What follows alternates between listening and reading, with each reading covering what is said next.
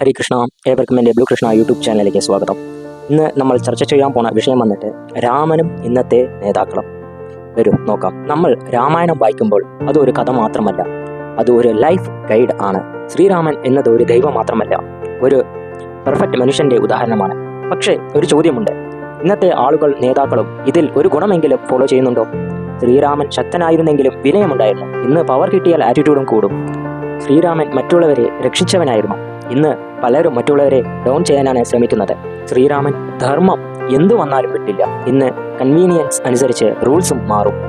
ശ്രീരാമൻ ഒരാൾക്ക് മാത്രം വിശ്വസ്തൻ, ഏകപത്നിയായിരുന്നു. ഇന്ന് ലൊയാലിറ്റി തന്നെ കുറയുന്നു. ശ്രീരാമൻ ചെറിയ സഹായം പോലും മറക്കാത്തവനായിരുന്നു. ഇന്ന് സഹായിച്ചവരെ പോലും ആളുകൾ മറക്കുന്നു. ശ്രീരാമൻ എല്ലാവരെയും ഒന്നിച്ചു കൂട്ടി. ഇന്ന് സൊസൈറ്റി ഡിവൈഡ് ആവുന്നു. ശ്രീരാമൻ ദോഷം നശിപ്പിച്ചു, ആളുകളെയല്ല. ഇന്ന് ഈഗോ കൊണ്ട് ആളുകൾ തന്നെ നശിപ്പിക്കുന്നു. ശ്രീരാമൻ മറ്റുള്ളവർക്കായി ജീവിച്ചു.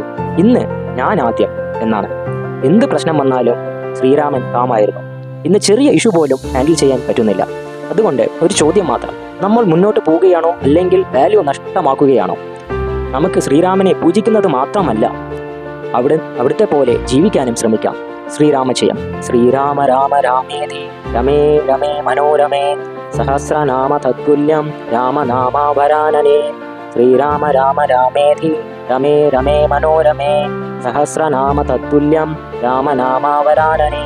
ശ്രീരാമ രാമ രാമേതി രമേ രമേ മനോരമേ സഹസ്രനാമ തത്തുല്യം രാമനാമാവരാനനേ. ഏവർക്കും എൻ്റെ ഹൃദയം നിറഞ്ഞ രാമനാമ ആശംസകൾ. Thank you. ഹരേ കൃഷ്ണ.